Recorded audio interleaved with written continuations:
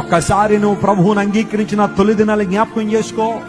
ఎంత మంచి మనసుతో దేవుని సేవించావు, మోకాళ్ళేసి గంటల గంటల సమయం ప్రార్థన చేశావు, మాదిరికరమైన జీవితం కోసం ప్రాకులాడావు, లేఖనాలను పటిష్టమైన రీతిలో చదవాలని, పరిశోధనాత్మకంగా చదవాలని దేవుని వాక్యాన్ని చక్కగా క్షుణ్ణంగా చదివేవాడవు.